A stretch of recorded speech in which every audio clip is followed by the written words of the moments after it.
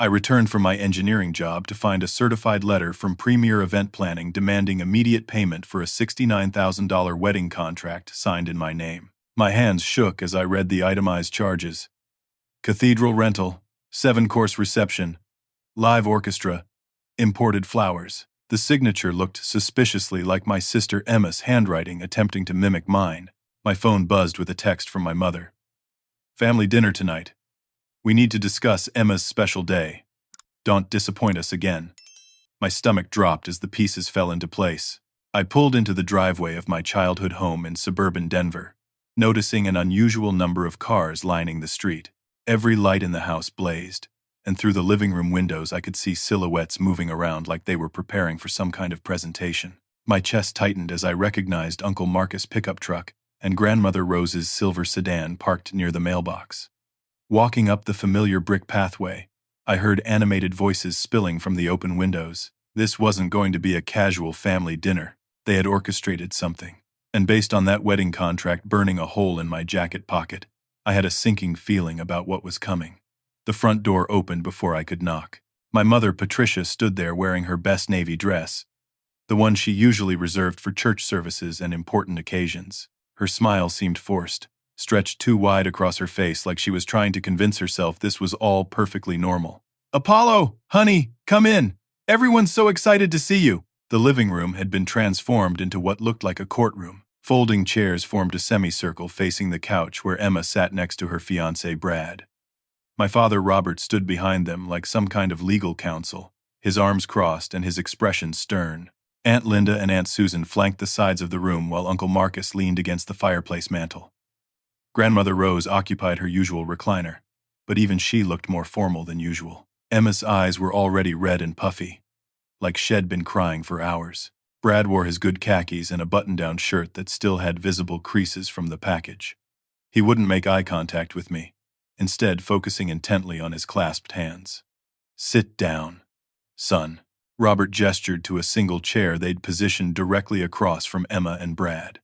It felt like being called before a firing squad. Patricia moved to stand beside Robert, and I realized they'd rehearsed this whole thing, the positioning, the timing, probably even their talking points. My family had turned into a prosecution team, and I was the defendant in a trial I didn't even know was happening. "Apollo," Patricia began, her voice taking on that syrupy tone she used when she wanted something. "We've been talking as a family, and we think it's time you stepped up and showed some real responsibility. Emma's been through so much," Robert added, his voice gruff with practiced emotion. "Community college was rough on her, and working retail all these years hasn't been easy. She deserves something beautiful, something special." I pulled the certified letter from my pocket and held it up. "You mean like this $69,000 wedding contract that someone signed using my name?" The room went completely silent. Emma's crying stopped abruptly. Brad finally looked up, his expression shifting from guilt to something that looked almost like defiance. Grandmother Rose spoke up from her recliner. "Family takes care of family, Apollo. That's how we've always done things." "Emma didn't mean any harm," Aunt Linda chimed in. "She just knew you'd want to help once you understood how important this is." Uncle Marcus pushed off from the fireplace. "You make good money with that engineering degree. Computer stuff, right? Emma's been struggling for years while you've been building your career. This is your chance to give back." I stared at them in disbelief. They were talking about identity theft and fraud like it was some kind of thoughtful gesture. "I never signed anything," I said slowly. "This is illegal. Emma forged my signature and used my credit without permission." Emma finally spoke, her voice barely above a whisper. "I thought you'd understand. I thought you'd want to help your sister have the wedding she's always dreamed about." Brad reached over and took Emma's hand, finally joining the conversation. "We've got it all planned out, man. The venue, the food, the music, everything's going to be perfect. And we figured out a payment plan that works with your salary." My father pulled out a manila folder and opened it on the coffee table. "We've done the math, Apollo. You can afford this if you adjust your lifestyle a little bit, maybe move to a smaller apartment, cook more meals at home instead of eating out." The audacity hit me like a physical blow.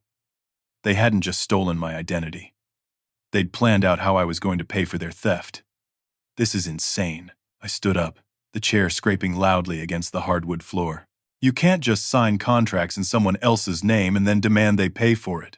Patricia stepped forward, tears starting to form in her eyes. Honey, please don't be like this. Emma's your only sister. This is the most important day of her life. What about my life? The words came out louder than I intended. What about my credit, my financial security, my future? Robert's expression darkened. Your future? Son, you're 28 years old with no wife, no kids, no real responsibilities. Emma's trying to build a life with Brad. They need this wedding to start their marriage the right way. Aunt Susan nodded emphatically. Apollo, you've always been the selfish one. Even as a child, you never wanted to share your toys or help out with family projects. The character assassination was swift and coordinated. Suddenly, I wasn't a responsible adult who'd worked hard to build a stable life. I was a selfish child who refused to help his struggling sister. Emma stood up, more tears flowing down her cheeks. Please, Apollo. I've never asked you for anything big before. This is my one chance to have something beautiful, something memorable. I've already sent out the save the dates. Everyone's expecting this wedding to happen. Brad joined her, putting his arm around her shoulders. Look, I know it's a lot of money, but Emma deserves the best. She's been looking forward to this her whole life. We can't let her down now. Uncle Marcus pulled out his phone and showed me what looked like a business plan. Actually, I've been thinking about bringing you into the family landscaping business as a partner. With your engineering background, you could help us expand into commercial projects. This wedding investment could be like a down payment on your stake in the company. That was news to me. Uncle Marcus had never mentioned any business partnership before tonight. Grandmother Rose struggled to stand up from her recliner, and immediately everyone moved to help her. Apollo, dear, I may not be around much longer. It would mean everything to me to see Emma married properly before I go. Don't you want your grandmother to have that peace? The emotional manipulation was suffocating. Every angle, every possible source of guilt. They'd weaponized it all. I looked around the room at these people I'd known my entire life. People who were supposed to love and protect me. Instead, they'd conspired to commit financial fraud and were now tag-teaming me with manipulation tactics to make me accept it. I need to think about this, I said, heading toward the front door. Apollo, wait. Emma jumped up and followed me. Please don't leave angry. We can work this out as a family. I turned back to look at her. Really look at her. My little sister who used to ask me to read her bedtime stories, who came to me when kids at school were mean to her, who used to say I was her favorite person in the whole world. Emma, you stole my identity. You signed legal documents using my name without my knowledge or permission. That's not how family works. I was going to tell you, she said quickly. I just wanted to get everything set up first so you could see how perfect it would be. But as she spoke, I noticed something that made my blood run cold. Brad was behind her, and he was smiling. Not a relieved smile or a hopeful smile. It was the smile of someone who thought they'd just won something. I left without another word, but I could hear them talking as I reached my car. They weren't discussing how to fix this situation or make things right. They were talking about backup plans and alternative approaches. This wasn't over. This was just the beginning. The harassment started before I even got home that night. My phone buzzed constantly with text messages from different family members, each one taking a slightly different approach to convince me this was all perfectly reasonable. Patricia. Honey, I know you're upset, but please remember that Emma has always looked up to you. You're her big brother. Robert.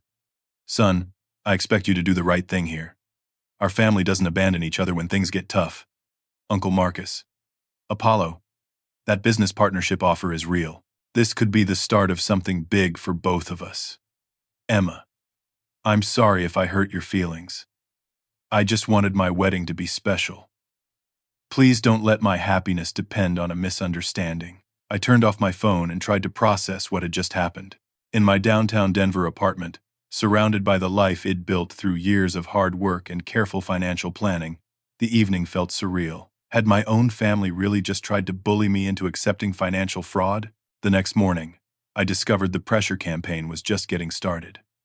Patricia showed up at my workplace, Rocky Mountain Engineering Solutions, crying in the parking lot. I watched through my office window as she talked to my coworkers who were arriving for the morning shift. From their expressions and the way they kept glancing up at the building, she was telling them some version of a family crisis that painted me as the villain. My boss, Jim Harrison, called me into his office around 10 in the morning. "Apollo, is everything all right at home? Your mother seemed very upset when I talked to her in the parking lot." I felt heat rise in my face. "What did she tell you?" "Something about a family emergency and you refusing to help with a medical situation. She seemed to think you might need some time off to handle family obligations." The lies were escalating. Now my mother was telling my employer that I was neglecting some kind of medical emergency instead of admitting she wanted me to pay for Emma's fraudulent wedding. "There's no medical emergency, Jim. It's a personal family matter that doesn't affect my work." Jim looked confused. "She mentioned something about your sister needing surgery and the family struggling to cover the costs. I told her we have excellent health insurance options that might be able to help." I realized Patricia had completely fabricated a story to make me look heartless. Now my coworkers thought I was refusing to help my sick sister. That afternoon, Robert called the main office line and told the receptionist there was a family emergency and he needed to speak with me immediately. When I took the call, he launched into a lecture about family responsibility that lasted 20 minutes. "Apollo, your mother came home devastated yesterday." Emma cried herself to sleep. "This whole wedding situation is tearing our family apart, and it's all because you're being stubborn about money. Dad, Emma committed identity theft. She forged my signature on legal documents. That's a felony. Don't be dramatic. She's your sister, not some criminal. We're talking about family, helping family, not some stranger trying to steal from you." The conversation went in circles, with Robert refusing to acknowledge that what Emma had done was illegal, let alone wrong. He kept framing it as a misunderstanding that could be easily resolved if I just stopped being difficult. By Wednesday, the tactics had intensified. Emma started sending me daily countdown texts. 67 days until the wedding. The florist confirmed the orchid arrangements today. She was acting like Id already agreed to pay, like the whole confrontation at the family dinner had never happened. Brad began showing up at my apartment complex. I'd see his blue pickup truck parked across the street when I left for work in the morning. He'd be there again when I got home in the evening, sometimes just sitting in the cab, sometimes leaning against the tailgate talking on his phone. He never approached me directly, but his presence felt like a constant reminder that they weren't going to let this go. By Friday, I knew I needed professional help. I made an appointment with Sarah Mitchell, an attorney who specialized in identity theft and consumer fraud. Her office was in the financial district, and she had a reputation for helping people navigate complex family fraud situations. Sarah reviewed the wedding contract and several other documents I'd brought. Her expression grew more serious as she read through the details. "Apollo, this is definitely fraud. The signature is clearly not yours, and you never gave consent for these contracts to be signed. The problem is proving it in court, especially since you share the same last name and address history with the person who forged your signature." She spread the documents across her desk and pointed to various sections. "These contracts are professionally drawn up and legally binding. The vendors acted in good faith when they accepted what they believed was your signature. To get out of these obligations, you'll need to prove fraud, which means pressing criminal charges against your sister. How much would that cost? Legal fees for a case this complex could easily reach $50,000. And there's no guarantee of success. The vendors will fight to keep their contracts valid, and your family will likely testify that you had given verbal consent to the arrangements." I felt trapped. Fighting the fraud legally would cost almost as much as just paying for the wedding. "There's another problem," Sarah continued. "If your sister has been using your personal information for these contracts, she may have used it for other things as well. I recommend getting a comprehensive credit report to see what else might be out there." That afternoon, I requested my credit report from all 3 major bureaus. What I discovered made the wedding contract look like a minor inconvenience. Emma had been systematically using my identity for over 2 years. Credit cards it never opened, personal loans it never applied for, even a mortgage application for a house it never seen. My credit report showed 19 different accounts that I had no knowledge of, with a combined debt total that exceeded $300,000. The wedding debt wasn't the crime. It was just the latest addition to an ongoing financial assault that had been happening behind my back for years. I called Sarah Mitchell's office immediately. "This changes everything," she said after I read her the credit report details over the phone. "This isn't just wedding fraud. This is systematic identity theft that's been going on for an extended period. We need to involve law enforcement." That evening, my phone rang constantly. Word had somehow gotten out that I was making trouble instead of just paying for Emma's wedding. Uncle Marcus called to withdraw his business partnership offer. Aunt Linda called to tell me I was breaking Grandmother Rose's heart. Aunt Susan called to say it'd always been a disappointment to the family. But the most disturbing call came from Emma herself, just after midnight. "Apollo, I heard you went to see a lawyer today. Please don't do anything that will ruin my life. The wedding is in 2 months. Everyone's already made plans. If you cancel everything now, you'll never be able to show my face in this town again. Emma, you've been stealing my identity for 2 years. This isn't just about the wedding." There was a long pause before she responded, and when she did, her voice had changed. The crying and pleading were gone, replaced by something colder. "I don't know what you think you found, but you can't prove anything. And if you try to destroy my wedding and ruin my relationship with Brad, it'll make sure everyone knows what kind of person you really are." The threat was unmistakable. Emma wasn't just a victim who'd made a mistake. She was an active participant in a calculated scheme, and she was prepared to fight dirty to protect it. After I hung up, I sat in my apartment looking out at the Denver skyline and realized that the family I'd grown up loving had become something I didn't recognize. The people who were supposed to protect me had become the people I needed protection from. Monday morning, I hired Detective James Crawford, a private investigator who specialized in financial crimes and family fraud cases. Sarah Mitchell had recommended him, explaining that we needed someone who could trace the full scope of Emma's activities and document everything properly for potential criminal prosecution. Detective Crawford was a former police detective in his 50s, with graying hair and the kind of methodical approach that comes from decades of investigating people who lie for a living. His office was sparse and professional, with case files neatly organized and computer equipment that looked more sophisticated than what most police departments used.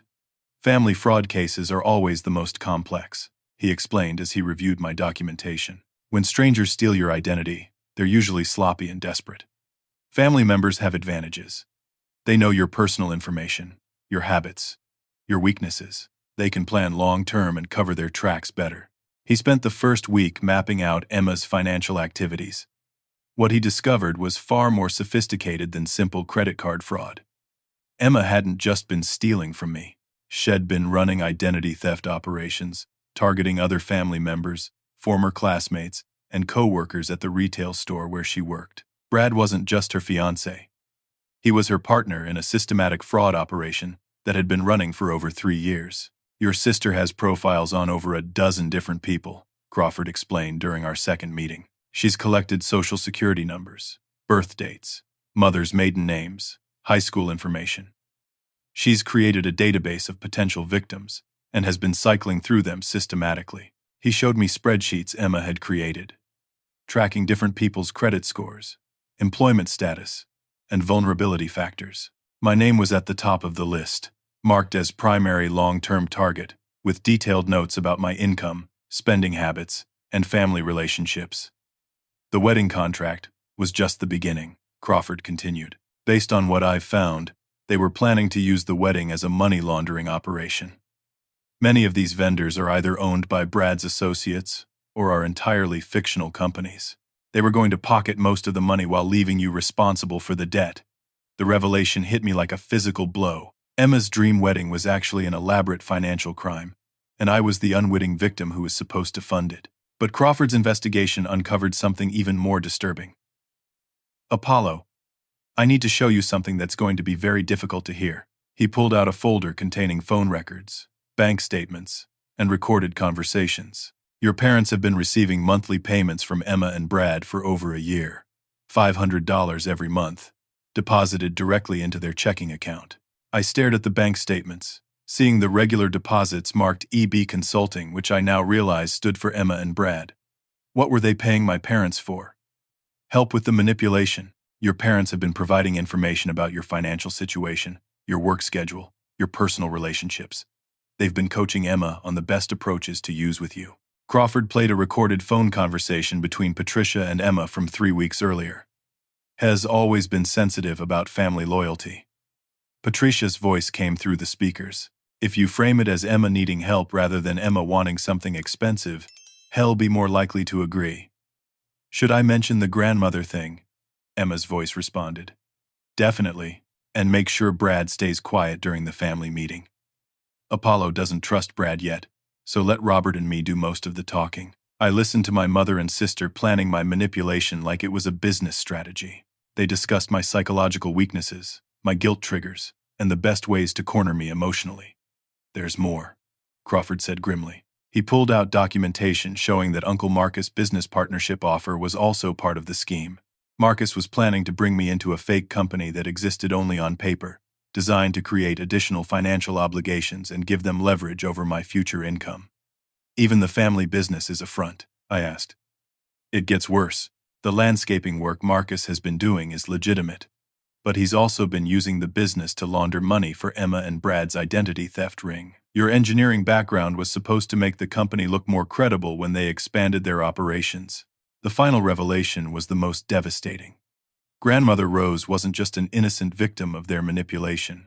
She'd been documenting their activities for months, but not to protect me. She'd been collecting evidence to use as blackmail material to ensure Emma and Brad cut her in on their profits. Your grandmother has been taking photographs and keeping records of their meetings, not because she disapproved, but because she wanted to protect her own interests if everything fell apart. Crawford showed me photographs Rose had taken of Emma and Brad meeting with other people, along with handwritten notes documenting money transfers and victim-targeting strategies. She's 91 years old, I said in disbelief. I thought she was just confused about what was happening. Apollo, there's something else. I followed Brad to a meeting yesterday, and I discovered something about his relationship with Emma. Crawford pulled out surveillance photographs showing Brad meeting with a woman I didn't recognize. Brad is already married. Her name is Jennifer Walsh, and they've been married for 4 years. Emma doesn't know. Brad and Jennifer are business partners who specialize in romance scams and wedding fraud. Brad was planning to go through with the wedding to Emma, take the money, and then disappear, leaving Emma to face all the legal consequences. I stared at the photographs, feeling a complex mix of emotions. Emma had betrayed me completely, but she was also being betrayed by the person she thought she was going to marry. Emma thinks she's the mastermind, Crawford explained, but she's actually being set up as the fall guy. Brad's done this before. He finds women who are willing to commit financial crimes, uses them to execute elaborate fraud schemes, and then abandons them when law enforcement gets involved. The scope of the deception was staggering. Emma wasn't just stealing from me. She was being manipulated by someone who was going to destroy her life and disappear with all the money. What happens now? I asked. Now we have enough evidence to bring down the entire operation. But Apollo, you need to understand that this is going to destroy your family. Everyone you grew up with has been involved in this conspiracy at some level. I looked out Crawford's office window at the Denver skyline, thinking about the family dinner from 2 weeks ago. Every person in that room had been playing a role in an elaborate deception designed to steal my financial future. Do it, I said. Bring them all down. But even as I said it, I realized I couldn't just turn this over to law enforcement and walk away. If I was going to escape this situation, I needed to be strategic about how it happened. Emma and Brad had been planning their moves for years. If I was going to beat them, I needed to think like they did. Detective Crawford, I need to ask you something. If I wanted to turn their own tactics against them, what would that look like? He smiled for the first time since I'd met him. Apollo, I was wondering when you were going to ask me that question. Detective Crawford and I spent 2 hours designing what he called counter-manipulation strategy. Instead of immediately turning everything over to law enforcement, we would let Emma and Brad believe their plan was working while secretly documenting everything and preparing a comprehensive case that would be impossible for them to escape. The key, Crawford explained, is to give them exactly what they think they want while controlling the situation completely. They believe they're manipulating you, but you'll actually be manipulating them into confessing to everything.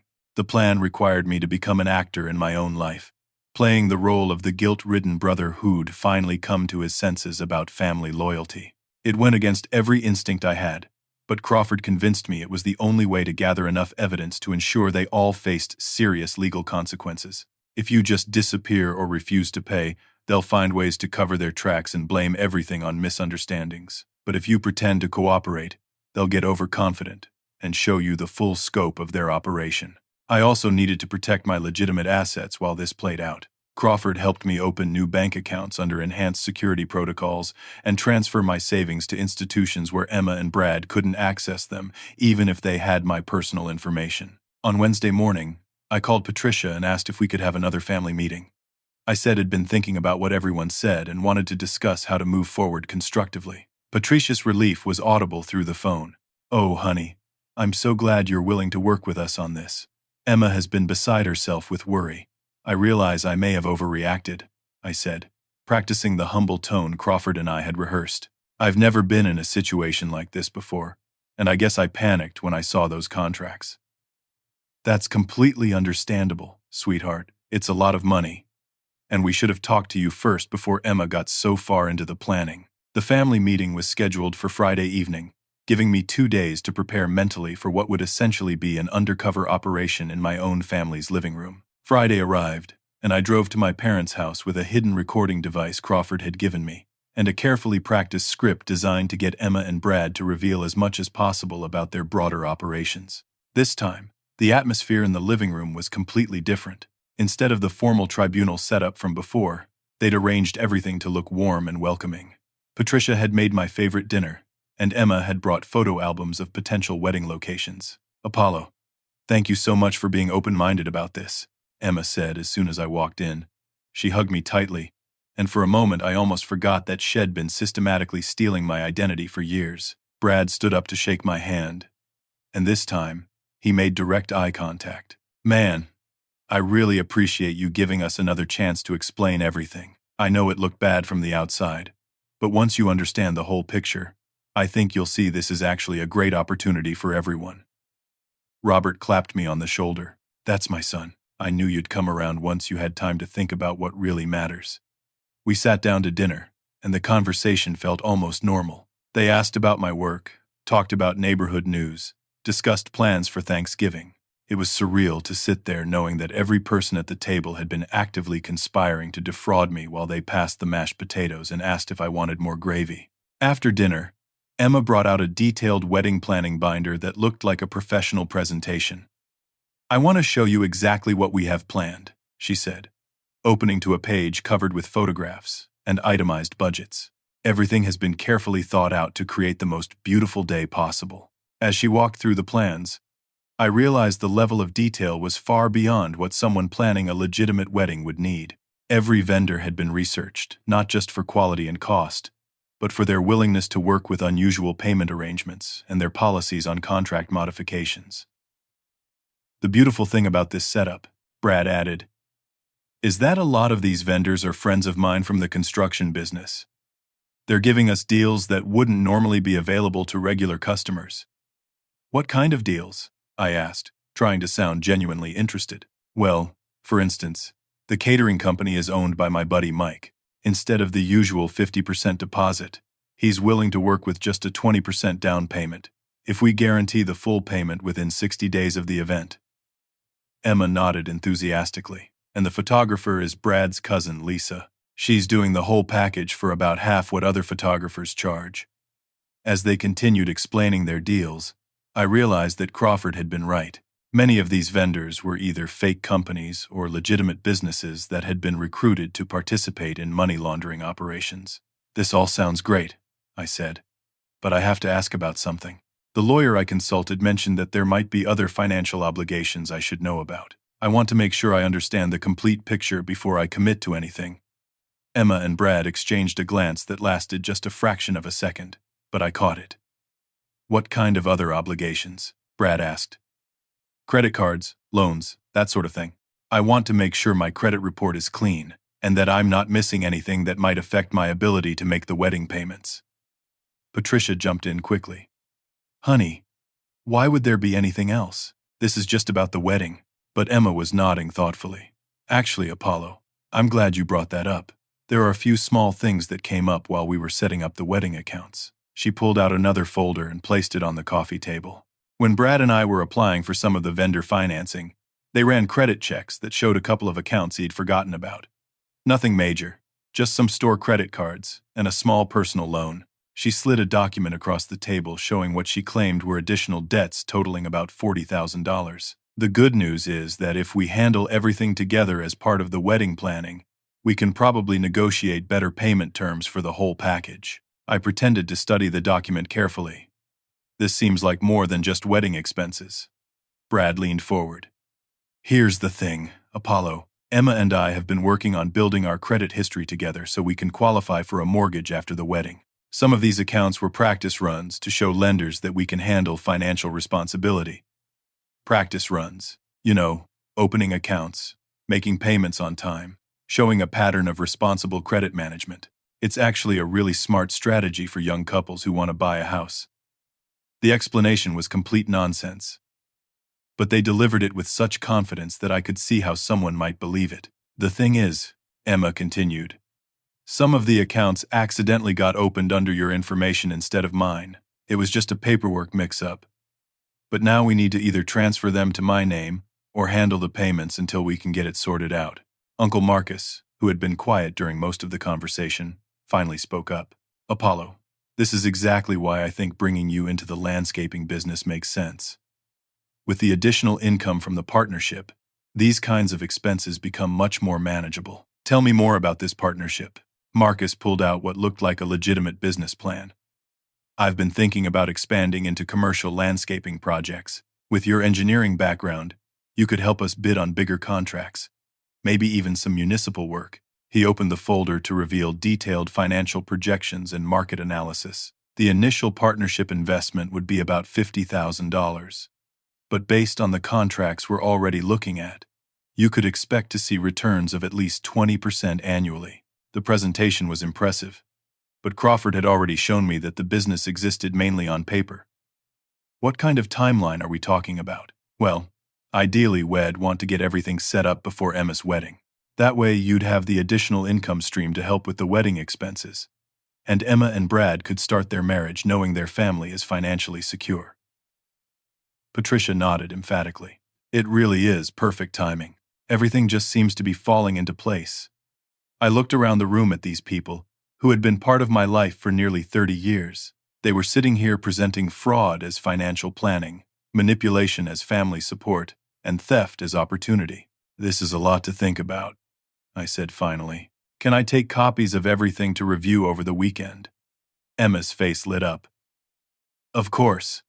Take as much time as you need. I just want you to feel completely comfortable with all the arrangements. As I gathered the documents they'd prepared, I realized they'd actually made this easier than Crawford and I had hoped. Instead of having to trick them into revealing their plans, they'd voluntarily provided me with comprehensive documentation of their entire fraud operation. One more thing, I said as I prepared to leave. I'd like to be involved in finalizing all the wedding details. If I'm going to be responsible for the expenses, I want to make sure everything is exactly right. Emma practically glowed with happiness. Apollo, that would be amazing. I've always wanted my big brother to be involved in planning my special day. As I drove home with a car full of evidence, I realized that Emma genuinely believed her own story. She had been telling herself these lies for so long that she couldn't see the difference between family support and criminal conspiracy. But I could see it clearly now. And in a few weeks, so would everyone else. Over the next 2 weeks, I threw myself into wedding planning with an enthusiasm that surprised even Emma. I scheduled meetings with vendors, reviewed contracts, and offered suggestions for everything from flower arrangements to reception music. My family was thrilled by my transformation from reluctant victim to engaged brother. What they didn't know was that I was systematically documenting every aspect of their fraud operation while secretly preparing to disappear from their lives completely. It already accepted a software engineering position with Midwest Digital Solutions in Chicago, a job that offered 30% higher salary and the chance to start fresh in a city where no one knew my family history. The company was excited to have me start immediately, and they'd even offered to help with relocation expenses. Crawford continued gathering evidence while I played my role. Every vendor meeting was recorded. Every family planning session was documented. Every financial discussion was preserved for the comprehensive case we were building. The most challenging part was maintaining the pretense with Emma. She had become increasingly excited as the wedding approached, sharing details about dress fittings and honeymoon plans with the kind of genuine happiness that made me remember why Id loved her when we were children. But Crawford's surveillance had revealed the truth about her relationship with Brad. Emma had no idea that Brad was already married, or that he was planning to disappear with all the money immediately after the wedding. She was as much a victim as she was a perpetrator, which complicated my feelings about the justice she was about to face. She's going to be devastated. I told Crawford during one of our final planning meetings, when this all comes out, she's going to lose everything. Apollo. Emma made her choices. You didn't force her to steal your identity or manipulate your family into helping her commit fraud.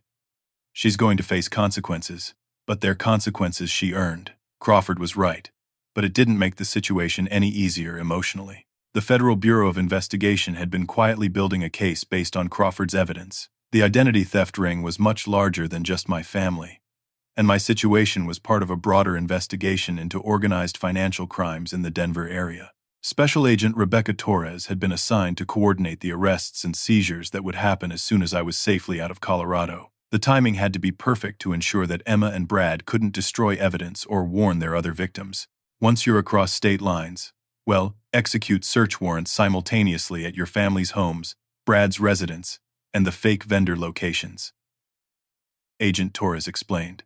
The key is making sure they don't have time to coordinate their stories or hide assets. I'd packed my essential belongings gradually over several weeks, storing boxes in a friend's garage and transferring important documents to a safety deposit box in Chicago. My Denver apartment was still fully furnished, but anything I really cared about was already gone. The final family dinner was scheduled for Sunday evening, 3 days before what Emma believed would be our vendor final confirmations on Wednesday morning. Patricia had invited the entire extended family to celebrate my decision to step up and support Emma's dream wedding. Sitting around that familiar dining room table, surrounded by people who thought they'd successfully manipulated me into funding their criminal enterprise, I felt a strange combination of sadness and relief. This was the last time I'd see most of them as free people. Emma gave a toast thanking me for being the best brother anyone could ask for. Uncle Marcus talked about our exciting business partnership. Patricia cried happy tears about the family coming together in love and support. Robert pulled me aside after dinner to tell me how proud he was that I'd matured enough to understand what really mattered in life. You're doing the right thing, son. Family is everything. And Emma's going to remember this generosity for the rest of her life. I nodded and agreed, knowing that Emma would indeed remember this for the rest of her life, just not in the way Robert expected. That night, I loaded my car with the last of my personal items and drove to a hotel near the airport. At 6 a.m, I began the 12-hour drive to Chicago, timing my departure so I'd be crossing the Colorado state line at exactly noon. At 11:59, I pulled over at a rest stop just outside the state border and called Crawford. I'm across the line. Confirmed. Initiating Operation Family Values in 60 seconds. At noon precisely, my phone started buzzing with frantic calls from Emma, Patricia, Robert, Uncle Marcus, and numbers I didn't recognize. I let them all go to voicemail and continued driving east toward my new life. The first voicemail was from Emma, and the panic in her voice was unmistakable. Apollo, where are you? The florist is here for the final confirmation, and you're supposed to be meeting with them. Please call me back immediately. The second voicemail was from Patricia, and she sounded confused rather than angry. Honey, Emma said you missed your vendor meeting. Are you feeling all right? Please let us know what's happening. By the third voicemail, from Robert, the tone had shifted to angry concern. Apollo, whatever game you think you're playing needs to stop right now. You made commitments to this family, and we expect you to honor them. But it was the fourth voicemail, from Uncle Marcus, that revealed they were starting to understand the scope of what was happening. Apollo, I just got a call from someone claiming to be FBI asking questions about our business partnership. I don't know what kind of trouble you think you're stirring up, but this needs to stop before it goes too far. I drove through the afternoon listening to increasingly desperate messages as the reality of their situation became clear. The vendors were canceling contracts and demanding immediate payment. Emma's social media was exploding with confused messages from wedding guests asking if the ceremony had been postponed. The final voicemail came from Emma at around 4 in the afternoon, and the desperation in her voice almost broke my heart. Apollo, please, I'm begging you. I don't understand what's happening. The FBI came to the house with search warrants. They're saying terrible things about Brad and about identity theft. None of this makes sense. Please call me back and explain what's going on. I need my brother right now. But by then, I was 3 states away, checking into a furnished apartment in downtown Chicago and preparing to start the first day of my new life. As the sun set over Lake Michigan, I realized that for the first time in years, my phone wasn't buzzing with demands from family members who wanted something from me. The silence was both peaceful and heartbreaking. From my new apartment in Chicago, I watched the spectacular collapse unfold through news reports, legal documents, and the occasional update from Detective Crawford. The story had made local Denver news as multi-family identity theft ring dismantled by federal investigation. Emma called me 57 times on the first day after the FBI raids. I didn't answer any of the calls, but I listened to every voicemail. Her emotional journey was devastating to witness, even from a distance. The first few messages were anger and confusion. Apollo, what have you done? There are FBI agents tearing apart my apartment right now. They're saying Brad is married to someone else. But that's impossible. We're supposed to get married in 8 weeks. By the 10th message, denial had shifted to desperate bargaining. Please call me back. Whatever you think happened, we can fix it.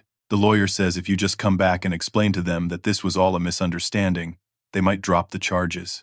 Message 20 revealed that Brad had been arrested at his real wife Jennifer's house in Nevada, where they'd apparently been planning to flee with money from several ongoing fraud schemes. Emma was learning about his deception at the same time she was facing federal charges for identity theft. I can't believe Brad lied to me about everything. The FBI showed me pictures of him with another woman, and they said he's been married to her for 4 years. Apollo, I thought he loved me. I thought we were building a life together. The most heartbreaking message came around midnight on the second day. Emma's voice was barely a whisper, and I could hear her crying. I know what I did was wrong. I know I stole from you and lied to everyone, but Apollo, I'm your sister. I made a terrible mistake, but I never meant to hurt you. I thought you'd forgive me because family is supposed to forgive family.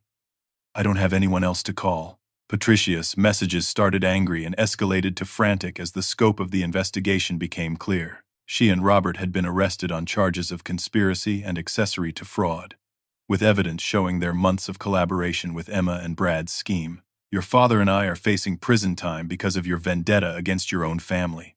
I hope you're satisfied with destroying the people who raised you and loved you. But by the 3rd day, Patricia's tone had changed completely. Apollo, I need to tell you something important. We found documents in your grandmother's room that change everything. Please call me back. There are things you need to know about what really happened. Uncle Marcus left only one voicemail, and it was completely different from what I expected. Apollo, it's Marcus. I know you probably think I was part of Emma's scheme, but I wasn't. I've been documenting what they were doing for months, trying to figure out how to protect you without destroying the family. I have evidence that will help your case and might help Emma too. Please call me when you're ready to hear the truth. Detective Crawford called me that afternoon to explain what Uncle Marcus meant. Apollo, we searched your uncle's house yesterday and found extensive documentation of Emma and Brad's activities. Marcus wasn't part of the fraud ring. He was trying to build a case against them. What do you mean? Marcus figured out what Emma was doing about 6 months ago when she asked him for your work schedule and financial information. Instead of confronting her directly, he started secretly recording conversations and collecting evidence. Crawford explained that Marcus had been planning to approach me with evidence of the fraud, but Emma's wedding timeline had accelerated faster than he expected. The business partnership he offered you was actually legitimate. He was trying to create a financial opportunity that would make you less dependent on family relationships and give you resources to fight back if Emma's scheme came to light. Why didn't he just tell me what was happening? Because he knew Emma would deny everything and turn the family against him. He needed enough evidence to prove what was happening before he could risk exposing it. The revelation about Marcus was encouraging, but Crawford had more disturbing news about other family members. Apollo, we found some troubling information about your grandmother, Rose. Crawford explained that grandmother Rose hadn't been an innocent victim of manipulation.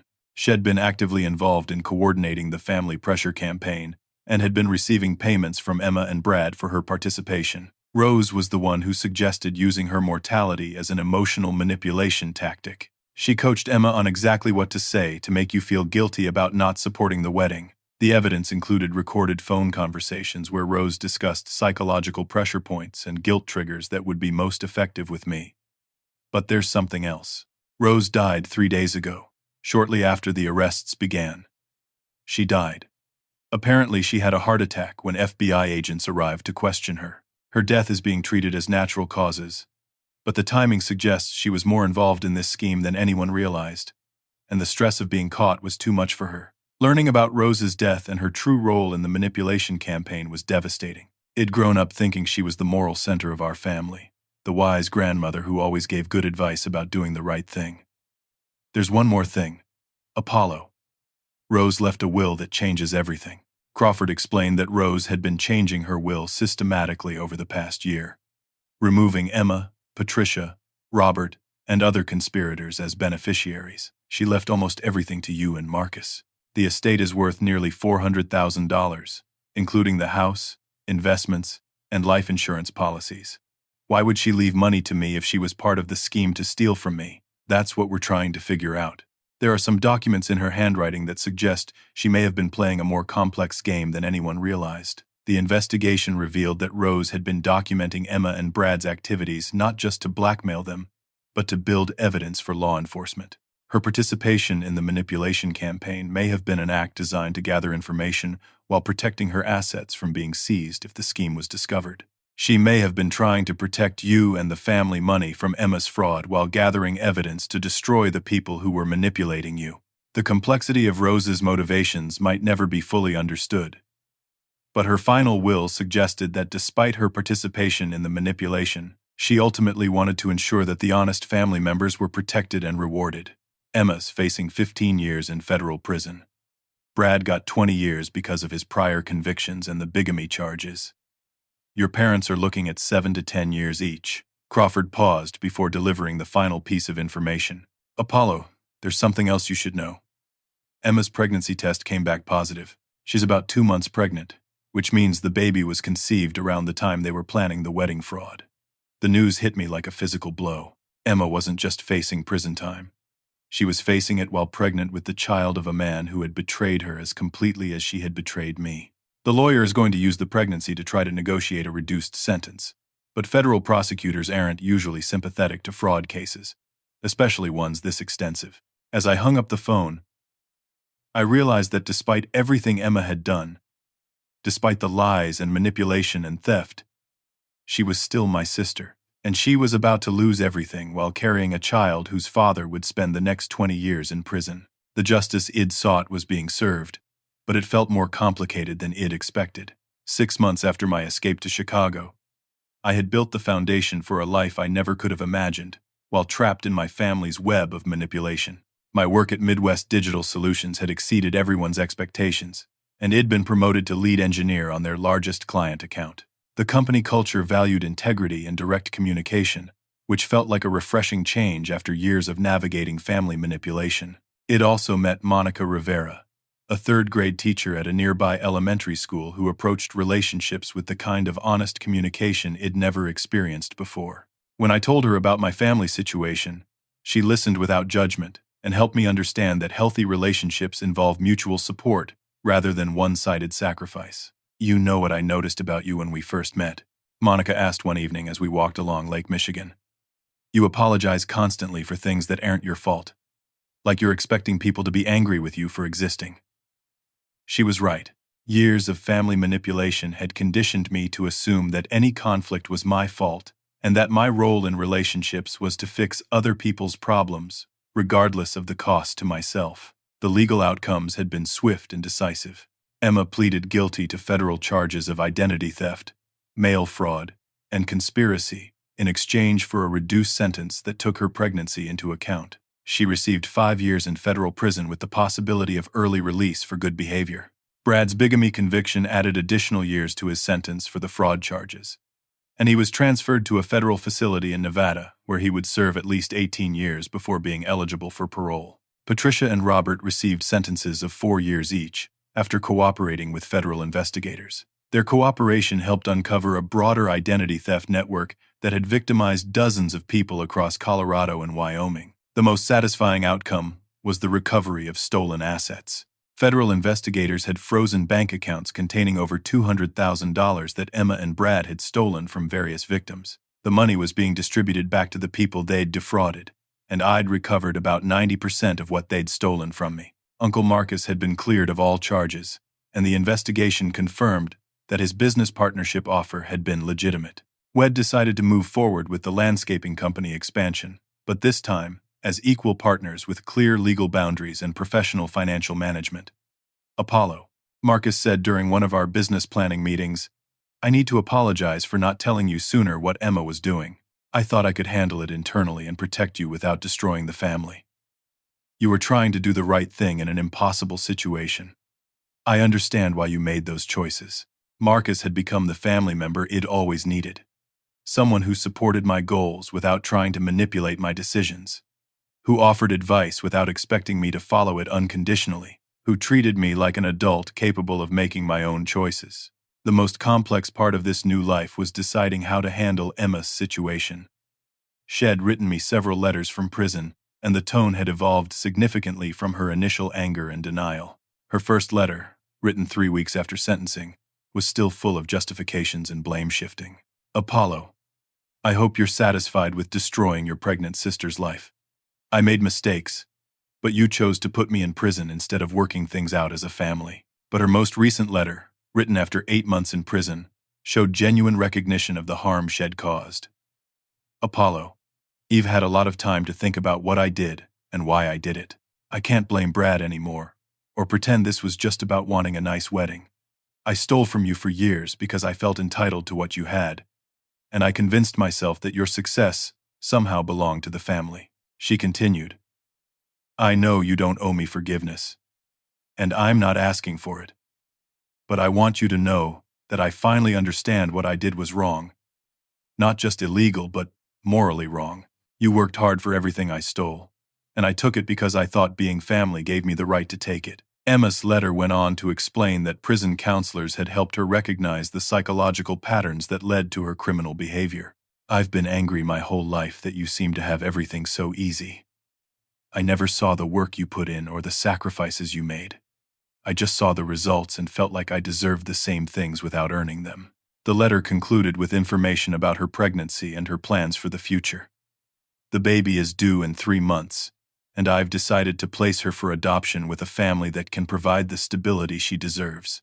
I won't be able to be a good mother from prison, and I don't want her to grow up thinking that manipulating people and stealing from family is normal." Reading Emma's letter, I felt the first genuine hope I'd had about her future since this whole situation began. Prison had forced her to confront the psychological patterns that led to her criminal behavior, and she seemed to be taking responsibility for her choices rather than blaming external circumstances. I decided to write back to her, but not to offer forgiveness or reconciliation. Instead, I wanted to acknowledge her growth while maintaining the boundaries that protected my own well-being.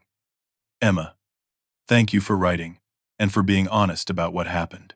I can see that you're working to understand your behavior and take responsibility for your choices.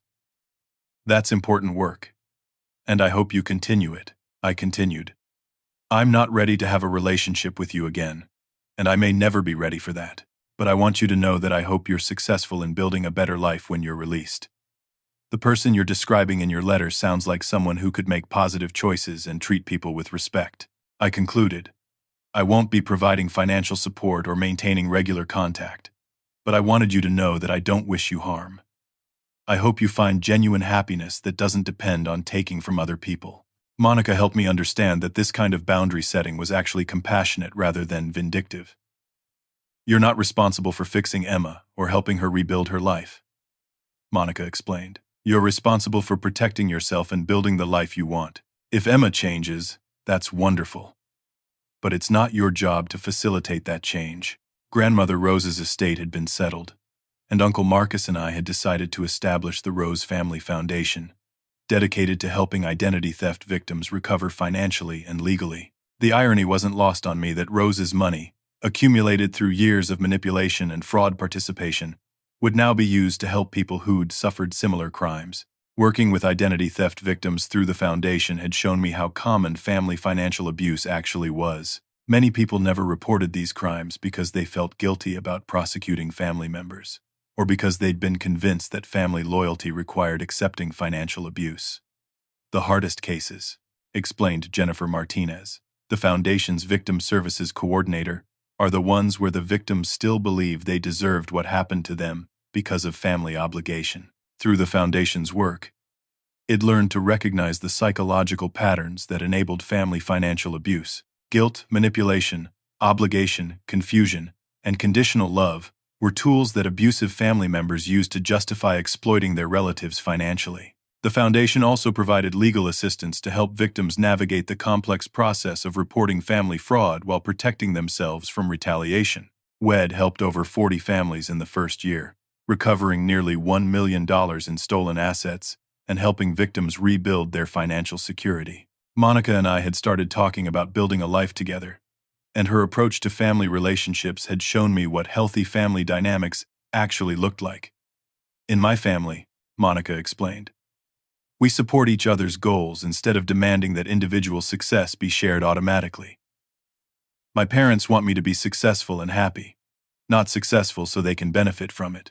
Her family welcomed me warmly but didn't immediately start asking for favors or trying to involve me in their financial decisions. They treated me like an individual rather than a resource, and they respected boundaries without taking them personally. The difference, Monica observed, is that my family actually wants what's best for each person as an individual. Your family wanted what was best for the family as a group, which meant individuals could be sacrificed for group benefit. Understanding that distinction helped me recognize that my escape from family manipulation wasn't selfish or disloyal. It was necessary self-protection that ultimately benefited everyone by forcing the manipulative family members to face consequences for their choices. Looking out at Lake Michigan from my apartment balcony, I reflected on the journey that had brought me from victim to survivor, to someone who could help other victims find their own paths to recovery. The most important lesson I'd learned was that family loyalty cannot be one-directional or manipulative. Real love supports individual growth and respects boundaries rather than demanding sacrifice. True family protects each other rather than exploiting vulnerability. I hadn't abandoned my family. I'd saved myself from people who had already abandoned the true meaning of family through their choices. My strength had allowed the genuine family relationships with Uncle Marcus to flourish, while ending the cycle of manipulation that was destroying everyone involved. Emma would have the opportunity to rebuild her life when she was released from prison, but she would have to do it based on her own efforts rather than by exploiting other people. That was ultimately a gift to her, even if she didn't recognize it yet. Patricia and Robert would also face the consequences of their choices and hopefully learn to build relationships based on mutual respect rather than manipulation and control.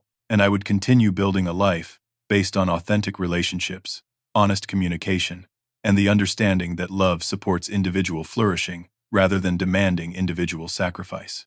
The Foundation would continue helping other families navigate similar situations and perhaps prevent some young people from making the same mistakes Emma had made. As I watched the sunset over the lake, I realized that for the first time in my adult life, I felt genuinely optimistic about the future. Not because all my problems had been solved, but because I'd learned to distinguish between problems that were mine to solve and problems that belonged to other people. That distinction, I now understood, was the foundation of genuine emotional freedom. Have you ever found yourself in a situation where family loyalty was used to justify unfair treatment? How did you handle the conflict between protecting yourself and maintaining family relationships? I'd love to hear your thoughts in the comments below. If this story resonated with you, please hit that like button to help others who might be dealing with similar family challenges find this video. Don't forget to subscribe for more stories about overcoming difficult family situations, and share this with anyone who might benefit from understanding the difference between healthy family support and manipulative family obligation. Thank you for taking this journey with me, and remember that protecting yourself from manipulation isn't selfish. It's necessary for building authentic relationships based on mutual respect. Until next time, take care of yourselves and the people who genuinely care about your well-being.